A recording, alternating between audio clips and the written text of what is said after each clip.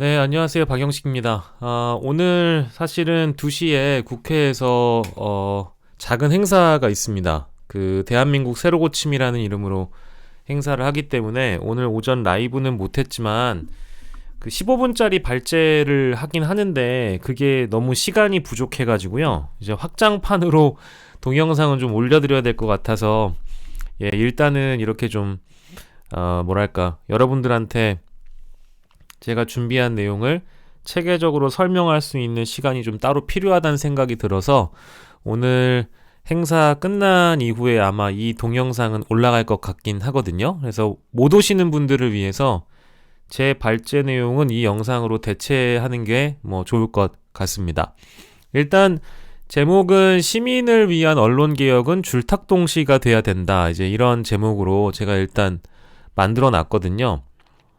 한국 미디어의 현 주소를 일단 좀 먼저 짚어보고 그 뒤에 문제점을 좀 세부적으로 얘기하고 대안이라는 게 뭐가 있을까 이제 이런 거 생각을 해본 건데 이게 사실 저도 그 오랜 기간 현업을 뛰어봤기 때문에 언론 보도나 언론사 방송사를 보면서 느낀 점은 대부분 대동소이하고요.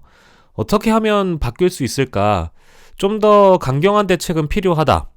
자율성을 부여함과 동시에 책임감을 함께 줘야 된다. 책임의식이라는 게 현업 언론사들과 언론인들에게 많이 없는 것도 전 사실이라고 보거든요. 뭐 어떤 분들은 인정을 안 하실 수도 있겠습니다만, 자기가 쓴 기사와 보도에 대해서 스스로가 데스킹도 하지만 사실과 다르다라고 한다면 기자업을 그만둘 정도로의 어떤 엄격함이 제기가 돼야 되는데 회사에 데스킹을 해주는 사람이 있고 그 위에 엄격한 절차를 거쳐서 출고가 되다 보니까 기자는 이거 뭐 데스킹 받은 건데 회사에서도 좀 공동 책임을 져줘야 되는 거 아니냐 이제 이런 인식을 갖고 있고 회사는 또 그 기자 개인에게 이미 데스킹을 했기 때문에 그 기자 개인에게 너무 과도한 책임을 또 물 수가 없는 그런 한계점들도 분명히 있거든요. 그런 인식들이 전 저변에 깔려 있다고 보고 아무튼 이 내용을 좀 다뤄보도록 하겠습니다. 일단 한국 미디어의 현 주소라는 게 로이터 저널리즘 연구소에서 작년에 나온 거 결과를 보면 한국인들은 언론을 신뢰도가 이제 하위권에 머물러 있는데 10명 중에 3명 정도만 뉴스를 믿는다고 합니다. 한국인들이 언론을 신뢰하지 않게 된 이유는 뭐 뉴미디어가 발달된 원인들도 일부 있겠습니다만은 언론 스스로가 신뢰도를 실제 잃었기 때문일 수도 있겠고요. 단독 뉴스가 뜨면 이거를 자신이 별로 좋아하지 않는 언론사의 단독 뉴스가 뜨면 그거를 좋아하는 언론사 뉴스의 단독 보도와 비교하는 분들이 많이 계시죠. 그만큼 내가 언론사에서 속보나 단독이 뜨면 비교를 해보고 또 그 내용과 관련돼서 자신이 좋아하는 유튜브를 찾아서 해설까지 들어야 되는 그런 지난한 과정을 거칠 정도로 한국인들이 언론을 신뢰하지 않게 된 상황이라고 봅니다. 현 주소가 그렇고요. 한국언론진흥재단의 언론 수용자 조사를 보면 소셜미디어로 뉴스를 보지만 신뢰를 하지 않는다. 이제 이런 내용도 함께 나와 있습니다. 언론의 현 주소니까요. 언론에게는 3가지가 있습니다. 3U로 잡아봤는데 선택적 사실이 있고요. 엘리트들의 선민의식이 있고요. 그리고 사익 추구가 남아 있습니다. 그러니까 언론에는 사실이 있기도 하지만 사실이 없기도 합니다. 그러니까 마치 검찰이 공소장을 쓸 때 범죄 혐의를 좀 빼서 기소를 하게 되면 혐의가 축소되고 형량도 축소되는 것처럼 일부의 사실을 언론은 뭐 말하지 않으면서 사실상 거짓을 보도하기도 하고 말하지 않으면서 진실을 가리기도 합니다. 그러니까 진실을 왜곡하거나 선택적으로 이 사실들을 활용하는 것 같고요. 그리고 제가 만나본 다수의 언론인들 저는 뭐 좋아하는 기자 선배들이나 언론계 선배들은 뭐 그렇지 않다라고 믿고 싶지만 제가 업계 현장에서 본 뭐 PD, 기자, 앵커, 아나운서 등등 이런 사람들은 언론인 특유의 뭐 소수겠습니다만 오만함이 분명히 있습니다. 특히 기자나 PD 그리고 언론사 입장에서는 떠먹여주면 그대로 먹어라. 당신들이 이제 취재를 알고 있느냐? 당신들이 기자가 무슨 일을 하는지 알고 있느냐? 근데 지금은 뉴 미디어 시대가 되면서 쌍방향 소통 시대가 됐고 실제 기사에 댓글이 달리면서 실시간 검증을 받기 시작했거든요. 기사에 달린 댓글이나 영상에 달린 댓글이 실시간 비평을 하고 있습니다. 그럼에도 불구하고 여전히 가르치면 가르쳐준 대로 쳐들어라. 이제 이런 인식을 좀 갖고 있죠. 마지막으로 언론에는 사익만 남아 있습니다. 사회적 공기로서의 역할보다 좀 언론이 기업화되어 있고 대부분 자본에서 자유로울 수가 없기 때문에 돈을 벌어야 됩니다. 사익 추구가 우선시되기 때문에 클릭수와 조회수 이제 이런 거에 굉장히 나쁜 표현으로는 환장할 수밖에 없죠. 그래서 돈이 되는 기사가 무엇이냐, 돈이 되는 보도는 무엇이냐, 관심 유도를 최대한 할 수 있는 그런 기사들을 쓰게 됩니다. 그리고 미디어, 언론에는 세 가지가 없다. 진실이 없고 자기 반성과 성찰이 없고 국민들의 신뢰가 없다. 그러니까 우리가 추구하는 진실은 하나잖아요. 진실은 두 개 될 수가 없잖아요. 진실은 하나인데 진실을 추구하는 언론은 찾기가 어렵다. 그러니까 현상적으로 지금 막 드러난 사실관계를 막 경마식 보도로 중계하는 언론사들은 많아요. 근데 앞서 말씀드린 것처럼 선택적 사실로 장사하는 언론들이 많죠. 또 언론인의 양심과 윤리의 문제를 우리가 접근을 해보자면 자기 반성과 성찰이라는 게 없습니다. 언론사들은 자기들끼리 비판을 서로 하지도 않지만 본인 스스로의 잘못을 사과하거나 들여다보지도 않습니다. 반성도 없죠. 그러니까 전 최근에 이재명 대표가 언급한 특정 프로그램에서 일어난 일에 대해서 특정 의원을 탓하기보다 이 이슈를 둘러싼 언론인들과 언론사 그리고 평론가나 비평가 같은 사람들한테 더 많이 실망한 사람이어서요. 다 그 사람들이 언론밥을 먹다가 평론가로 전환한 스타일들인데 그 사람들이 제대로 비판하지 않죠. 소수가 비판을 하고 있습니다. 그러니까 언론이 발전이 없는 거죠. 마지막으로 이러다 보니까 세 번째, 국민들의 신뢰가 없다. 이렇게 말씀드릴 수 있고요. 신뢰가 없는 언론사는 음식이 썩어버린 식당과 같다. 그러니까 언론사에서 제일 중요한 건 신뢰인데 신뢰가 없다면 언론사는 존재할 이유가 없죠. 음식이 썩었다면 음식을 만들 수가 없는데 그 식당도 존재할 이유가 없죠. 그러면 시장에서 자연적으로 퇴출되는 것이 당연할 텐데 언론사는 만드는 것도 간단하고 언론사 그 자체를 유지하는 것도 간단하고 그러다 보니까 언론사가 잘 사라지지도 않습니다. 그러니까 내가 인터넷 언론사를 만들고 싶다라고 하면 자치단체를 통해서 인터넷 언론사 신청 등록을 하는 건 꽤 간단하고요. 그 이후에 기사 안 올려도 대행사에서 나쁜 표현으로는 우라카이라는 걸 해서 긁어 붙이는 기사, 통신사 거를 돈 주고 사와서 대행사가 인터넷 언론사에 공급을 하는 정도라면 한 달에 30만 원 정도면 그 인터넷 언론사 사이트를 유지할 수 있습니다. 그럴듯한 모습으로요. 그럼 언론사가 과거에 이제 이렇게 유지를 하다가 내 성향과 맞는 정권을 만나서 그 정권에 결탁하고 혹은 또 기업에 광고받는 가짜 유사 언론이 탄생을 하죠. 근데 꼭 대행사를 끼지 않더라도 검증되지 않은 언론사가 워낙에 많아서 사회에 이번에 해악을 끼치는 사태까지 벌어졌는데 그 대표적인 사례가 스카이데일리입니다. 스카이데일리를 보면 알 수 있는 것 같고요. 그리고 언론은 사과하지 않는다, 책임지지 않는다, 망하지 않는다. 제가 지금 말씀드린 것처럼 그런 언론사들이 우후죽순격으로 막 탄생하고 있는데 정말 물밀듯이 막 수천 개의 언론사가 탄생하는데 잘못을 해도 책임을 지지 않습니다. 정치권에서 그 특정 언론사를 문제 삼거나 특정 기사를 타겟팅하지 않으면 그냥 넘어가는 경우가 많고요. 시민단체에서 언론사나 기자를 상대로 여기 피해자가 양산됐으니까 당신들이 법적인 책임을 져야 된다. 법적 조치를 하려고 하면 그제서야 온갖 사회적 폐악질을 다 저질러 놓고 신문에서는 구석탱이에 보도를 하거나 방송사로 따지면 그러니까 정정 보도를 구석탱이에다 하거나 방송사로 따지면 뉴스 시간대 클로징 할 때 여러분 감사합니다 하기 직전에 저희는 어제 어떤 의혹을 보도한 바 있습니다. 하지만 이는 사실과 다르다는 점을 정정해 드리고 이 보도로 피해를 입으실 모 분에게 정식으로 사과 말씀드립니다. 고맙습니다. 이거 끝나요. 그걸 사과라고 하는 거죠.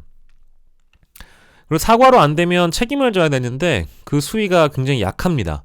그러니까 외국의 사례를 보자면 언론 스스로가 엄격하죠. 그러니까 뉴욕타임스의 경우가 표가 회사가 내밀고 있는 키워드가 진실, 그리고 정직, 공정 이런 건데 사례로 따지면 어떤 특정 기자가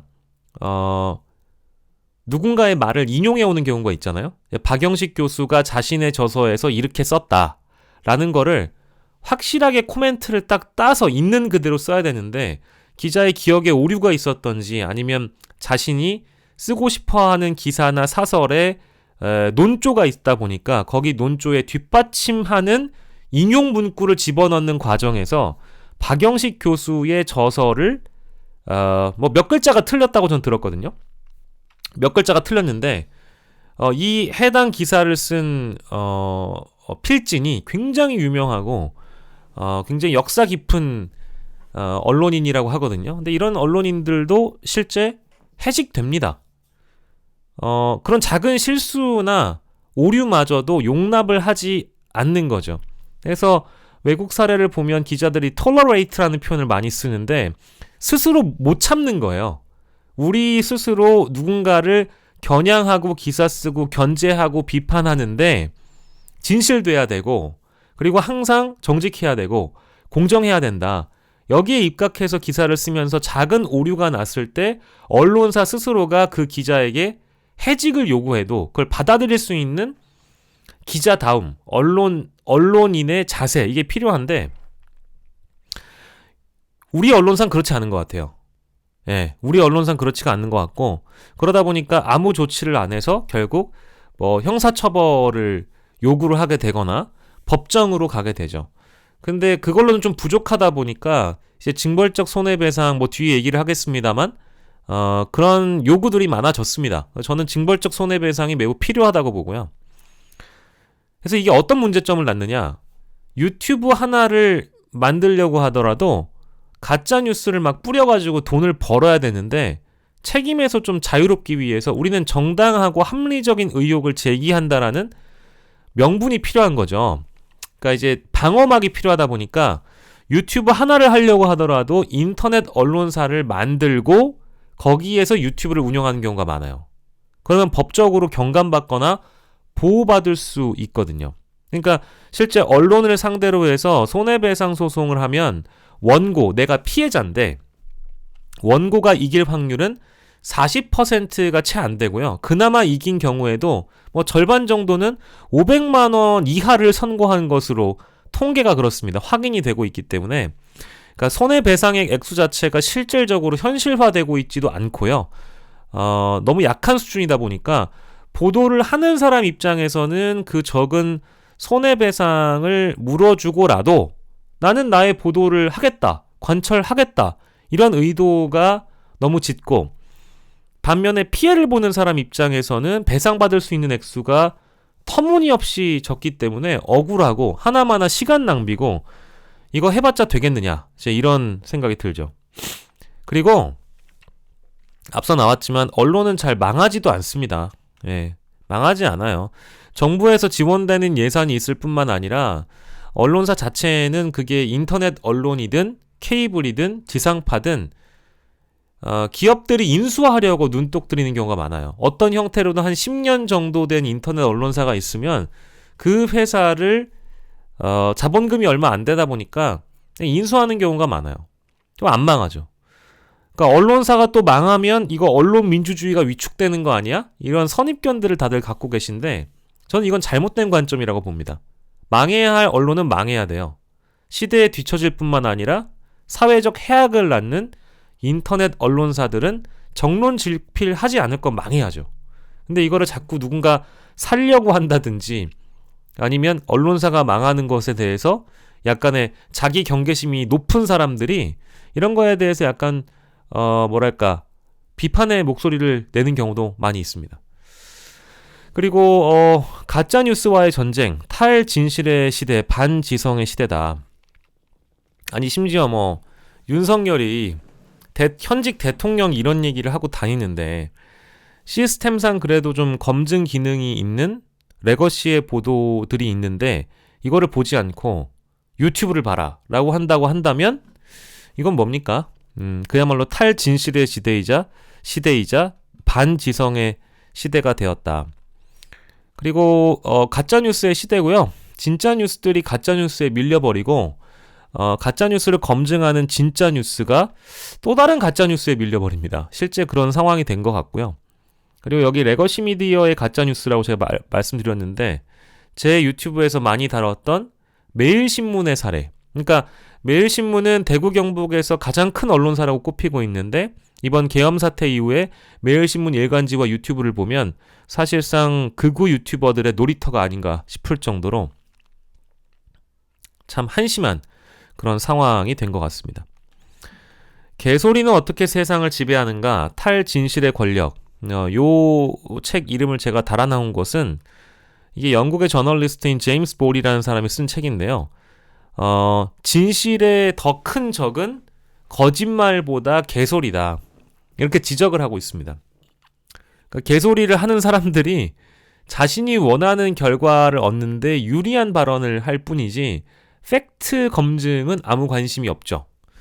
그래서 민주주의를 위태롭게 하는 뭐 여러 이런 가짜 뉴스뿐만 아니라 개소리꾼들이 이 민주주의를 위태롭게 만드는데 그 횡포를 그냥 뭐 헌법적으로 다루면서 억누를 수가 없다라는 거예요.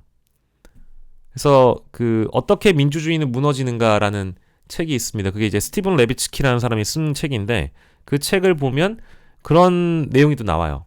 우리 민주주의를 지키기 위해서는 독재자들에 가까운 스피커들, 이른바 이제 개소리를 해대는 그 독재자들을 헌법 조항에 의존해서 뭐 벌을 주고 사회로부터 격리시키고 하는 걸로는 민주주의를 지켜낼 수가 없을 정도로 이 개소리가 갖는 힘이 너무 크다라는 거죠.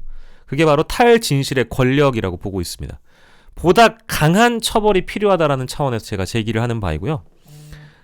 마지막으로 생명 연장하는 기성 언론, 독과점만 강해졌다 이렇게 나와 있는데요. 레거시의 영향력이라는 게 사실 굉장히 커졌죠. 이미 컸는데 더 커졌다고 저는 보고요. 종합 편성 채널이 탄생했을 때 주로 진보 언론이나 진보 진영에 있는 언론인 출신들, 그런 정치인들 이런 사람들이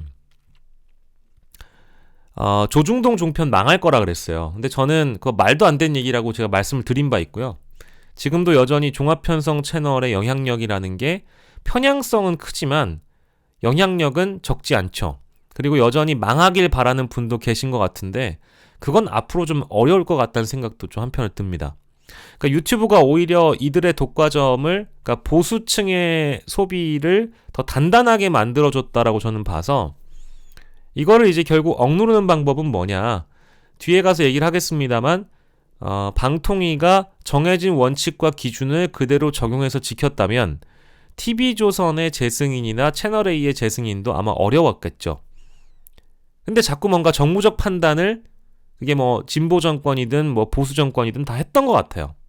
어떻게 이 방송국을 문 닫게 하느냐 뭐 이런 식의 접근 방법이었는데 저는 추상 같은 우리 법과 원칙을 지키는 것은 추상같이 지켜야 된다고 봅니다.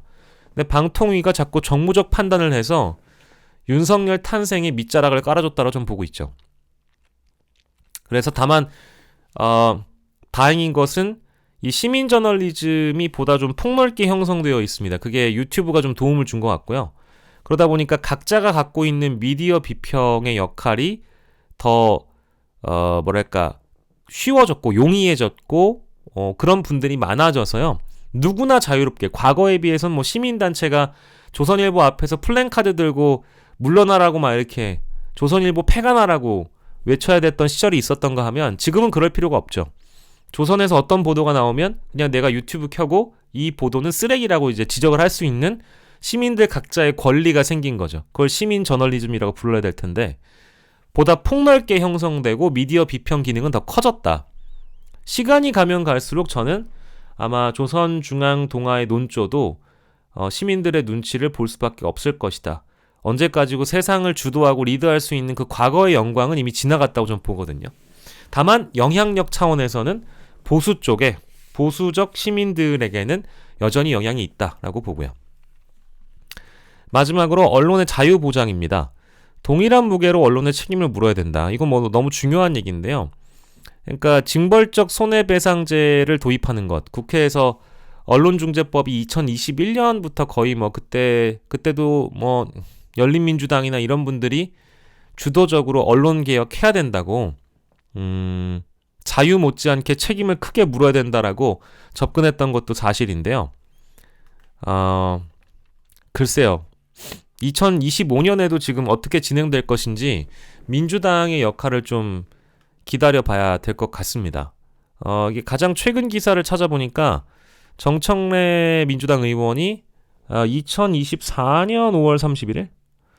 2023년인가요? 예. 언론중재법 개정안을 발의해서요. 사실상의 징벌적 손해배상과 관련된 내용이 발의가 되어 있는 것으로 알고 있습니다. 이와 못지않게 민주당도 언론개혁과제를 내걸고 있기 때문에 그 과제를 좀 실현하기 위한 그런 노력이 필요하다고 생각하고 있습니다.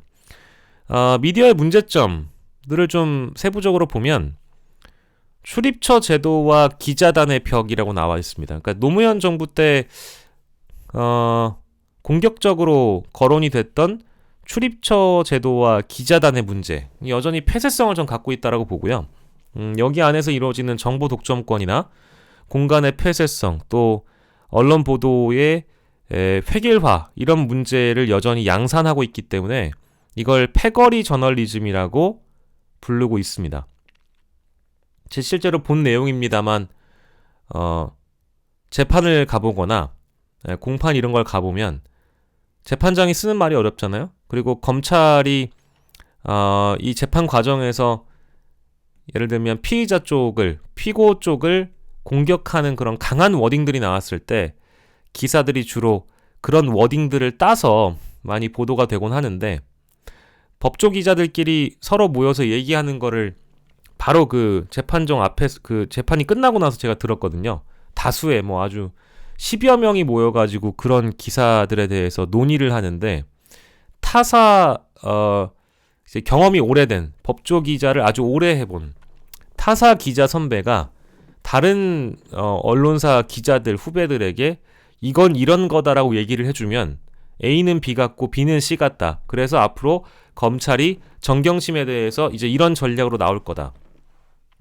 거기 안에서 소위 짬짬이가 되는 거를 제 눈과 귀로 보고 나니까 이거는 뭐 그래서 내가 그동안 봤던 기사 내용이 획일화되어 있고 그런 레거시 미디어 말고 다른 언론사 뭐 오마이뉴스나 뭐 뉴스버스나 그때 당시에 뭐 아주경제나 이런 데서 나온 기사를 보면 그래도 좀 다른 시각으로 보는 사람들도 있구나. 비교가 되잖아요. 실제 제가 봤던 건 정경심 교수의 재판이었는데 실제 들어가서 보고 느끼는 바가 많이 달랐습니다. 그때 당시부터 굉장히 그 탄력을 받았던 유튜버가 빨간 아재죠. 빨간 아재 아저씨는 뭐 재판을 많이 다 들어가 보시니까 자기가 본 그대로 설명을 해주잖아요. 뭐 물론 약간의 편향성이 그 채널에게도 있다라고 지적하시는 분들도 더러 계시겠습니다만은 저는 실제 제가 본 재판을 기자들이 어떻게 쓰는지에 대해서 이렇게 제 눈으로 확인을 해보니까 이게 원래 법조 기자단의 이 성벽이 굉장히 두텁고 높다라는 생각은 평소에도 했었는데 그때 상황은 저에게 좀 많은 어떤 시사점을 안겨주기도 했습니다. 검찰과 언론의 공통점. 검찰이 기소하지 않으면 유무죄를 따질 수 없듯이 레거시 언론의 다수가 보도하지 않으면 특정 사안은 단박에 잊혀지기 마련이다. 국민들은 합리적 의혹을 제기하는 사안에 대해서 시시비비를 따져볼 권리를 박탈당합니다. 문제죠. 우리가 기사를 쓰지 않으면 국민들은 관심조차 가질 수 없어. 근데 이게요. 완전히 틀려먹은 관점입니다. 이거 이제 어디까지나 미디어의 문제점으로 제가 제기한 것인데 뉴미디어와 유튜브 내지는 커뮤니티 등등 이런 쪽에서는 포털에 굳이 실리지 않아도 자신들끼리 형성하는 이슈가 있습니다. 선점하는 이슈가 있어요. 언론이 굳이 이제 문제를 안 삼는다고 해서 그것이 문제가 안 되는 세상이 아니다. 그런데 언론은 왜 이러는가? 이런 문제를 제기해보는 것이죠. 그래서 여전히 어떤 특정 언론사들의 오만함이 서려 있는 것 같아요. 자, 다음은 중립적인 언론. 정파적 성향을 과감하게 노출하는 언론도 있지만 가장 나쁜 것은 중립적인 척을 하는 것이다. 표면적으로는 기계적 균형을 내세우지만 교묘한 편향성을 띠는 언론이 적지 않습니다. 제일 나쁜 건 요즘 시대의 그 어설픈 양비론인 것 같아요. 그러니까 양비론은 우리가 어느 편도 아니다라고 표면적으로는 그렇게 보여지고 싶어서 양비론에 빠지지만 제가 보는 관점은 그렇지가 않습니다. 즉 가치 판단이 필요한 영역에 대해서 가치 판단을 해서 어느 쪽이 옳다, 그르다, 시시비비를 가려주는 것도 또한 언론의 역할이라고 저는 생각을 하거든요. 근데 어떤 언론사나 어떤 프로그램의 경우에는 민주당 나빠요, 국민의힘 나빠요, 윤석열 나빠요, 이재명 나빠요 라고 얘기를 하는 것이 옳은 길이라고 생각을 하는 것 같습니다. 근데 그것은 내란 사태 이후에 제가 쭉 상황을 모니터링 해보니까 그것이 언론의 역할이 아니라는 생각이 들거든요. 그게 오히려 더 큰 편향성을 가질 수 있다. 그러니까 내란 세력이 있고 내란을 막은 세력이 있다라고 한다면 그 중심부 언저리에 회색지대, 즉 내가 이야기해야 될 걸 마땅히 이야기하지 않으면서 내란 세력에 실릴 수밖에 없는, 누군가는 내란 세력이라고 볼 수밖에 없는 그런 처신을 하면서 자꾸 균형적인 언론이라고 주장을 하더군요. 근데 전 그거라고 그렇게 생각하진 않습니다. 이제는 어떤 특정 사안에 대해서 시시비비가 명확하게 가려질 수 있는 사안이라면 언론은 가치 판단을 해야 된다고 보거든요. 여당이 비상계엄을 내란이 아니라고 주장한다고 해서 그게 내란이 안 되는 건가요? 이미 국민들은 그날 국회를 유리창을 깨고 진압하는 707 특임단을 다 봤는데, 계엄군의 상황을 다 두 눈으로 영상으로 봤는데 그거를 여당이 가릴래야 가려질 수가 없죠.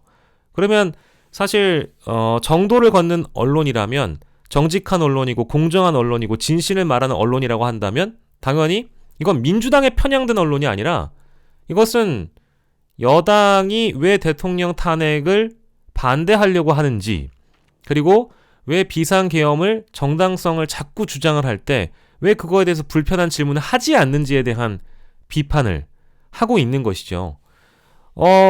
이재명이 왜 재판 지연을 하는 것이죠? 라고 얘기를 하면서 윤석열의 탄핵 심판 지연의 움직임과 동일하게 평가해놓고 니네 둘 다 나빠, 이렇게 해버리면 진실되고 공정되고 정직한 언론이 되는 건지 다시 한번 생각을 해봤으면 좋겠습니다. 틀림과 다름의 구분, 이게 앞서서 이야기했던 것과 동일한데요. 대중의 상식을 비춰봤을 때 보도의 주제가 잘못됐다라는 판단을 할 수 있음에도 불구하고 디퍼런트로 치환을 시켜서 사안을 비틀어버리는 경우가 많습니다. 이건 저는 사기라고 봐요. 대국민 사기가 펼쳐지고 있는데도 언론은 사실 아무 조치를 받지 않죠. 근데 이미 시민 저널리즘으로 의해서 이런 특정 프로그램이나 언론사들은 비판을 현재 받고 있습니다. 내가 꼭 특정 편에 서지 않는다고 하더라도 충분히 잘못된 주제에 대해서는, 잘못된 발언에 대해서는, 잘못된 어떤 권력자들의 행동에 대해서는 비판을 해야 되는 것이 언론의 기능인데, 아닙니다. 이것은 주장이 차이가 있을 수 있는 거예요. 다른 주장입니다 라고 실어주기 시작하면 그것을 다른 목소리라고, 주장의 다양성이라고 마이크를 빌려주는 순간 아까 말씀드린 대로 내란의 상황으로 두고 봤을 땐 준내란 세력이 되는 거예요.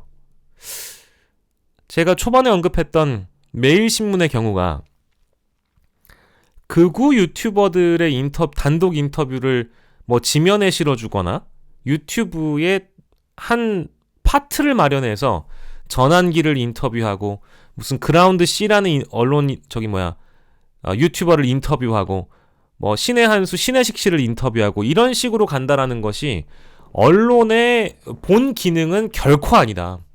다시 한번 고민을 해보셨으면 좋겠다라는 생각이 들고요. 수많은 언론 피해자를 양산한다. 오보 또는 허위 사실을 기반한 악의적인 가짜뉴스로 피해를 입은 기업과 개인들이 수많이 나오지만 정작 그들을 위한 피해 보상은 제대로 이루어지지 않습니다. 피해자들이 언론으로부터 시작된 여론 사냥에 목숨을 잃는 경우도 빈번합니다. 맞는 얘기죠.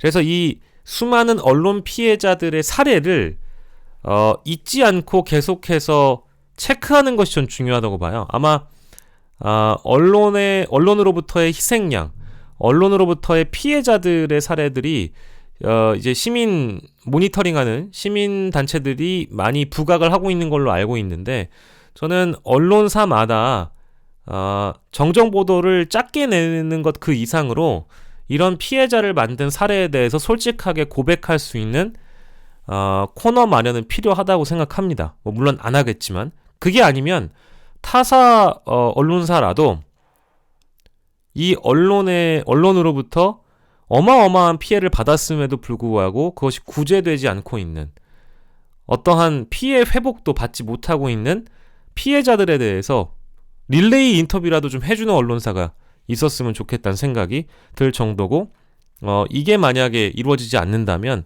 뉴미디어에서라도 이런 문제점은 계속적으로 부각하는 것이 좋겠죠. 언론사의 책임. 회사의 명운을 걸고 모든 보도에 책임을 져야 되는데 책임지지 않죠. 언론의 자유를 최대한 국가가 보장하는 만큼 그에 따르는 책임을 부과할 수 있는 방안을 마련해야 됩니다. 언론인의 책임은 없나요? 모든 기사는 언론사 내부의 다층적인 검토에 따라서 데스킹 행위가 이루어지고 출고가 되는 거지만, 기사의 최종적인 보도가 이루어지지만 보도의 시발점은 결국 언론인 개인이 되는 겁니다. 내가 이 기사를 쓰고 싶어서 취재라는 것을 하는 것이고, 그런 다음에 기사가 쓰여지고 데스킹을 받는 거잖아요.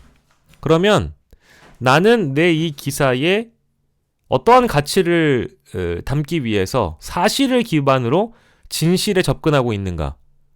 만약에 내가 땄던 인터뷰라든지 그리고 이 보도를 뒷받침하기 위한 사실적 근거들에 오류가 있다라고 한다면 내가 옷을 벗을 각오로 기사를 써야죠. 그만큼 사실 확인이 아주 투명하고 어느 누가 찾아보더라도 투명하게 이루어질 수 있는 것. 그리고 아까 제가 미국의 사례 잠깐 얘기를 했습니다만, 인용 문구 하나 잘못돼서 옷을 벗을 수 있는 엄격함이 우리 기자들에게 있어야 된다고 저는 봅니다. 근데 그렇지가 않은 것 같아요. 자, 그리고 뉴스는 하나의 상품이다. 사익 집단으로 언론이 전락했다.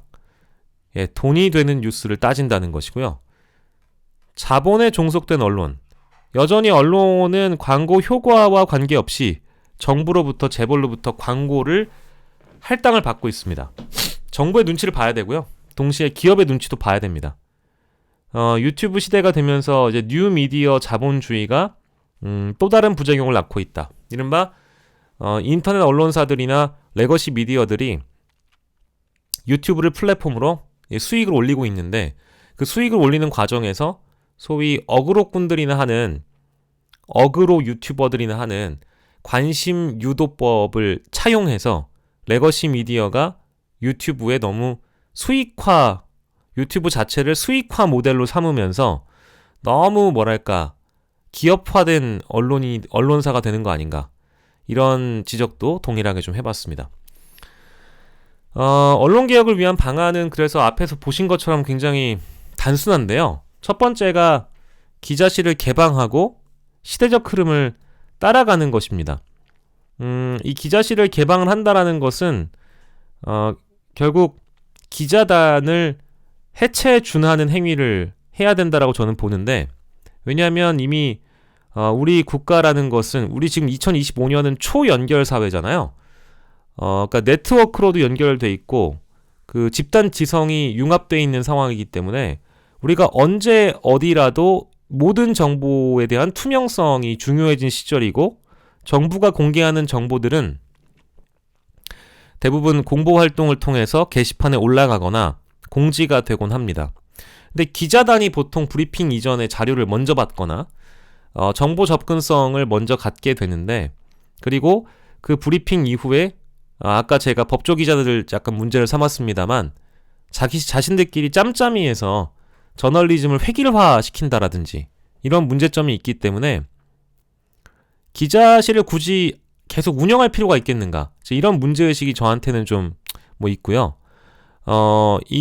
이미 공직 문화 자체가 폐쇄적이고 정보를 제공하는 주체 쪽에서 이 유통을 일원화시키기 위해서 기자실, 기자단을 운영했던 건데 지금은 사실 그걸 브리핑룸 형태로 만약에 바꾸게 된다라고 한다면 많은 군소 언론사의 기자들도 뭐 미리 승낙만 받는다고 한다면 브리핑이 열리는 시간에 내가 뭐 어떤 언론사라도 들어가서 취재를 할 수 있는 거 아니냐. 자유롭게 만들어줘야 이것이 나중에 짬짬이 저널리즘이나 이 패거리 저널리즘을 미연에 좀 방지할 수 있다. 그런 생각이 들고 어떨 때는 우리가 보면 포털에 올라온 기사를 보는 것보다 유튜브의 현장 연결 영상을 보고 이미 정보를 미리 습득해버리는 경우가 있고요. 그것도 아니면 커뮤니티를 통해서 뭐 내용이 흘러나오기도 합니다. 그래서 이런 걸 보면 굳이 기자실을 존치해야 될 이유가 있을까? 그러니까 뭐 커다란 회사가 정치부, 사회부 이렇게 뭐 부처를 나눠서 활동을 하지만 작은 매체의 기자들은 사실은 필요하면 이곳저곳 자유롭게 취재할 수 있는 개방성을 가질 필요가 있어야 된다. 필요하고요. 저는 기자실이 국민 알 권리를 실현하기 위해서 필요하다. 그리고 언론 자유를 행사하기 위해서 필요하다. 뭐 이런 주장을 과거에 어떤 분들이 한 걸로 제가 기사에서 봤는데 글쎄요. 한국의 언론 자유 지수가 계속 떨어져 가고만 있고 그리고 이 기자실이 필요한 이유가 딱히 설득력이 지금 없는 상황이기 때문에 저는 시대적 흐름에 맞게 기자실을 폐쇄하는 것을 추천드립니다. 예. 노무현 전 대통령이 너무 그때 당시에는 뭐 50 시절로 회귀한다 어쩐다 언론 탄압이라는 잘못된 프레임에 억눌려서 이게 이루어지지 않았습니다만은 저는 반드시 이것은 실행이 돼야 되는 과제라고 생각합니다. 이걸 이제 관행이라는 이름으로 본다면 관행은 낡고 병든 관습이잖아요. 저는 이것은 바꿀 필요가 있다라고 생각하고요. 두 번째로 언론의 상호 견제와 경쟁 유도입니다.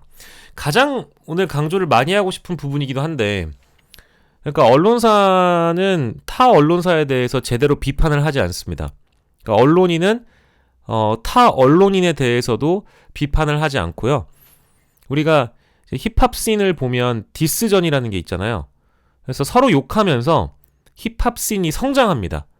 내가 패배를 했거나 내가 대중에게 공감을 받지 못했거나 실력에서 뒤처지거나 이래버리면 그 래퍼는 스스로 반성하고 개과천선하면서 달라지는 거고요. 아니면 은퇴하는 겁니다. 힙합 씬마저도 서로가 서로를 저격하며 이렇게 성장을 하는데 언론인은 타 언론인에게 관대하고요. 언론사는 타 언론사에 관대해요. 관심을 덜 두려고 하는지는 모르겠는데 그러니까 저널리즘에 대한 비판과 평가의 영역은 여기에 장벽은 없는 거거든요. 왜냐하면 언론인 스스로, 언론사 스스로가 우리가 언론사이기 때문에 일정 부분 특권의식이 있는 것 같아요. 취재 대상을 검증하고 평가하는 것에 대해서 자유롭고 견제하고 비판하는 것에 자유롭잖아요. 근데 우리는 기자이기 때문에 우리는 언론사여서 외부에 있는 시민들이 우리를 평가하고 검증하는 것에 대해서 알레르기 반응을 일으킵니다. 우리를 건드리면 니들을 조져버리겠다. 좌시하지 않겠다. 뭐 이런 태도? 그러니까 이게 저는 진정한 시민 언론으로 거듭나려고 한다면 어떠한 소비자라고 하더라도 컴플레인이 들어오면 우리가 뭐 때문에 비판을 받는 거지? 라고 겸허하게 접근을 해야 되겠죠. 겸손하게. 근데 예를 들면 이재명 민주당 대표가 언급한 특정 프로그램 관련된 의혹 같은 부분에 대해서 전 잘 이해가 안 되는데요. 명태균 게이트가 터져도 관련자들한테 변명의 장을 언론이 알아서 깔아준다라든지, 특정 정치인과 특정 평론가의 관계성에 대한 어떤 의혹이 터져도 변명의 장을 허락하거나 가장 본질적인 질문을 던지지 않아요. 그리고 특정 정치인과 특정 프로그램 간에 어떤 유착 의혹이 터져도 갑자기 이재명 대표만 때리고 있습니다. 정작 그 특정 정치인에겐 제대로 질문하지 않죠. 그리고 해명을 하더라도 대중이 이해할 만한 설명은 안 하고 있는 거죠. 저는 제일 실망스러운 게 바로 이 부분입니다. 예.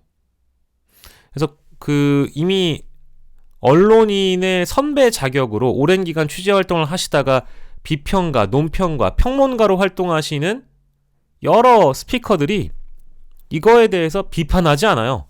전 그것도 참 웃깁니다.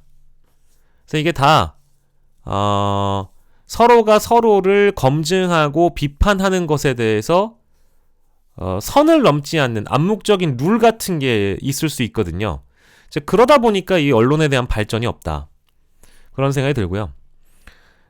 세 번째는 과거에 종편이 출발하고 재심의를 받는 과정에서 방송통신위원회가 법에 정한 대로 책임을 다하면 되는데 세워놓은 원칙에 따라서 그 원칙을 지키지 않았던 것, 문제입니다. 그래서 언론사 허가 기준, 심사 기준을 그냥 있는 그대로 지키면 되고요. 아니면 더 강화하면 됩니다. 그러면 언론사들이 좀 정신을 차리겠죠. 어떤 종편은 심의 기준을 지키지 못했는데도 조건부 재승인을 주고, 그 이후에도 두세 번이나 기준을 어겨서 삼진아웃이 돼도 부족할 정도였는데 다시 기회를 부여합니다. 아마 방통위가 제대로 했었으면 지금 종편 4사가 아니라 종편 2사가 됐을 수도 있어요. 근데 그렇게 하지 않았죠. 우리 국민들과의 약속과 법과 원칙을 저버린 행위였습니다. 그거는 두 번 다시는 있어서는 안 된다. 징벌적 손해배상제는 굉장히 중요한 부분이라서 좀 길게 얘기를 해야 되는데 이것도 짧게만 줄이면 그러니까 이 법률이 우리가 왜 제안됐는지를 생각을 해보면 우리가 언론 환경 그리고 언론을 소비하는 소비 환경에 대해서 생각을 해보면 가짜 뉴스라고 하는 이 부작용과 폐해가 너무 심각하다라는 반증이잖아요. 그러니까 우리가 뭐 형벌로서 어떤 기자를 규제하고 어떤 언론사를 규제하는 거는 저는 원칙적으로는 바람직하지 않다고 생각하기 때문에 아예 그냥 모든 거를 민사적으로 해결한다. 이런 루트를 하나 잡았으면 좋겠고요. 물론 저는 징벌적 손해배상제가 언론사나 언론인의 재갈 물리기라는 비판에 직면할 수 있다고는 보는데, 이게 이제 정치인이나 대기업들이 만약에 비판을 받으면 언론사를 상대로 막 이제 소송을 제기하는 거죠. 그럼 언론사가 살아남을 수 있겠냐? 이제 이런 부담이 분명히 생길 것 같아서요. 그 부분에 대해서만큼은 정치권에서 좀 숙고해서 제대로 법안을 마련했으면 좋겠다라는 건 생각이 하나가 있고, 두 번째로는 언론인이나 언론을 상대로 소송을 제기하는 징벌적 손해배상의 경우에는 저는 재판부 독립적으로 판단하는 것이 아니라 국민참여재판으로 했다라면 좋겠다라는 생각이 좀 듭니다. 왜냐하면 재판장이나 판사들의 시각으로만 이것을 볼 게 아니라 국민의 눈에서 이 언론 보도를 평가하는 것이 가장 합리적이다. 그러니까 법관 입장에서는 이게 가짜냐 진짜냐, 또 얼마나 기자가 노력했느냐, 언론사가 노력했느냐, 악의적인 의도가 안 담겨 있느냐, 이런 것들을 소수가 판단하는 것이 아니라 국민 눈높이에서 직접 언론과 국가가 혹은 뭐 언론과 그 상대방이 논쟁할 수 있는 장을 좀 마련했으면 좋겠다, 이런 생각이 좀 들고요. 뭐 해외 사례도 사실 그런 사례가 없진 않습니다. 근데 징벌적 손해배상이라는 것은 결국 이 징계를 함으로 인해서 처벌을 하기도 하지만 예방하는 효과도 필요하거든요. 그래서 지금 법안이 발의된 것을 보면 언론사 매출의 뭐 3배 정도로 때린다 뭐 이제 이런 얘기도 있습니다만 정말 불법 행위에 대한 처벌도 하지만 가짜뉴스 폐해로 사회적 해악이 돼버린 이 행위에 대해서 처벌도 하지만 예방적 조치로서의 장치이기도 하기 때문에 정말 치밀하고 세부적으로 디테일이 중요하다. 그런 검토가 필요하다고 말씀을 드리고 싶고요. 저도 언론계 단체에서 갖고 있는 그런 문제의식에 일부 동의는 하지만 그렇다고 해서 징벌적 손해배상제를 몇 년이고 도입하지 않을 수는 없다. 적극 도입해야 된다라고 저는 생각합니다. 5번째는 히든 챔피언의 육성 및 지원인데요. 이건 이제 히든 챔피언이 작지만 강한 기업을 얘기하잖아요. 대형 언론사가 아니더라도 여러분들이 지원하고 후원해 주실 수 있는 작지만 강한 언론사들이 많습니다. 유튜버를 후원해 주셔도 됩니다. 이미 뭐 유튜브 저널리즘이라는 것이 이미 존재하고 있기 때문에 서울의 소리하고 저널리스트가 함께했던 디올백 보도가 그렇고요. 뉴스버스라는 언론사가 했던 검찰의 디지털 캐비닛 보도가 그랬고요. 최경영 장인수 기자가 서울의 소리와 또 저널리스트와 함께했던 김대남 녹취 관련 보도도 다 유튜브에서 촉발된 거고요. 그러면 어디를 후원해야 될지는 여러분들 명약 관화해지지 않습니까? 여러분들이 응원하는 언론사는 우리 5천만 국민이 한 명의 유튜버 저널리즘, 한 명의 히든 챔피언만 육성하고 지원하더라도 저는 언론의 환경이 많이 달라질 거라고 생각하고 있습니다. 6번째는 미디어 리터러시 교육 강화 및 지원인데요. 뭐 이거는 다양한 매체를 이해할 수 있는 능력에 대해서 이야기를 하는 건데 이거는 뭐 정부 국회 차원에서 더 노력해주면 좋겠지만 정부에게 맡겨놓으면 정부가 어떤 사안을 감별할 수 있는 권한을 갖게 되고 정부의 비판적인 정보는 또 때려잡을 수 있는 거기 때문에 어느 정당이든 또 권력을 가지면 달라지거든요. 그래서 저는 정당과 시민사회, 즉 국회가 이 미디어 리터러시 교육을 함께 했으면 좋겠다는 생각은 듭니다. 오히려 시민사회가 국회로부터 예산을 받아서 정부로부터 예산을 받아서 이 교육을 핸들링하는 게 더 좋은 것 같아요. 정부도 자신들이 뭘 이렇게 권한을 가지려고 하지 말고 미디어 리터러시에 대해서는 어느 정부를 막론하고 예산을 충분히 확보해 줄 필요가 있다고 저는 보고요. 마지막으로는 정부의 언론 광고 집행에 대한 기준 강화입니다. 이게 지금 제가 제일 충격적으로 받아들이고 있는 게 스카이 데일리 같은 언론사에 어떻게 그렇게 많이 광고가 몰릴 수 있었느냐에 대한 부분입니다.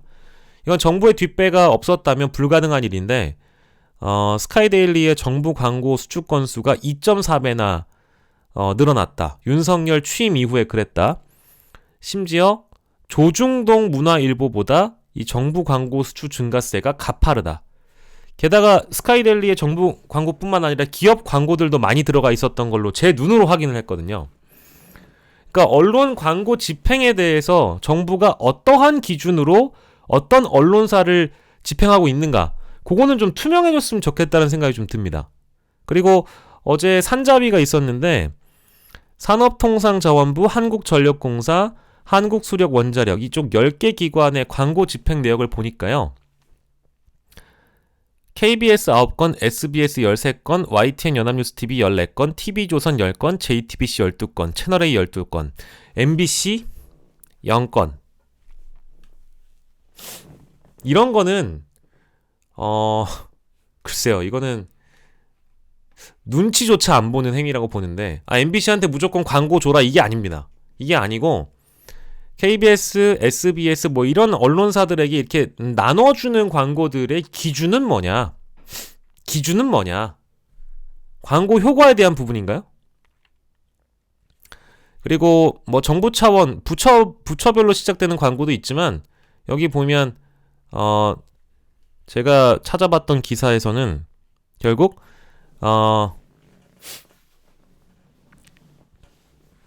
언론진흥재단으로부터 그 기준이 무엇인지도 좀 제대로 확인하는 작업이 필요할 것 같고요.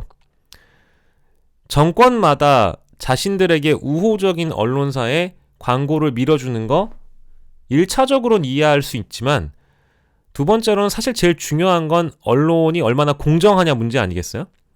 근데 스카이데일리의 경우에는 한국신문윤리위원회로부터 제재까지 받은 언론사고 최근 들어 불거지는 사회적 해악을 끼치고 있는 가짜뉴스를 가장 많이 양산하는 기관임에도 불구하고 회사임에도 불구하고 굉장히 많은 광고를 다 받아갔다는, 그래서 이 언론사가 망하지 않는다고 말씀을 드리는 겁니다. 예, 얼추 말씀은 거의 다 드린 것 같고요. 결론으로 가보면 있는 그대로 일단 읽겠습니다. 지금까지의 언론개혁은 실패한 게 맞습니다. 그렇다고 해서 아무런 변화가 없었다거나 대중의 문제의식이 사그라든 것도 아닙니다. 때문에 언론개혁은 정권이 출범될 때마다 항상 우선적으로 거론되던 화두였습니다. 다만 용두사미식으로 끝나버린 경우가 허다했습니다. 언론을 정부가 직접 나서서 제재한다고만 하여 개혁될 수 없을 뿐만 아니라 언론 스스로 내부 비판을 하거나 자정작용을 하는 것은 오히려 더 어려운 일이라는 것을 국민 모두가 공감할 것입니다. 결국 줄탁동시가 필요합니다. 예. 어미가 밖에서 쪼고 새끼가 안에서 쪼는 그런 노력, 다각도로 쪼개져야 되는 거거든요. 패거리 저널리즘, 따옴표 저널리즘, 무책임 저널리즘, 자본기생 저널리즘, 권력기생 저널리즘이 아니라 진실, 공정, 정직이라는 원칙을 지키는, 저널리즘의 원칙을 지키는 정론직필이 필요합니다. 새롭게 탄생될 정권에서는 기득권 언론과 단체들의 반발과 저항이 있다 하더라도 관행이라는 이름의 낡고 병든 관습을 과감히 무너뜨려야 할 것이고, 국회에서는 언론의 자유를 최대한 보장함과 동시에 책임도 무겁게 물을 수 있는 법과 제도로 뒷받침을 해야 할 것입니다. 무엇보다 중요한 것은 온라인을 중심으로 한 여론 형성도 중요합니다. 시민 여러분들께서 유튜브의 시대에 맞게 언론 개혁을 강조해 주시고 국민 개개인이 비평가의 눈으로 언론에 대한 감시를 함께 해주시길 바랍니다. 여러분이 곧 언론입니다. 말씀드리고 싶고요. 마지막으로 진짜 저는 최근 들어서 가장 스트레스를 받고 있다? 라고 할 만한 내용은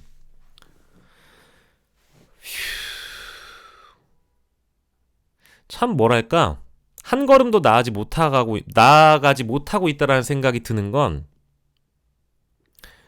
언론사에 대한 문제 제기를 언론사들 스스로도 못하지만 타 언론사가 그 언론사에 대한 비판을, 뭔가 선을 넘는 비판을 잘 안 한다는 거예요.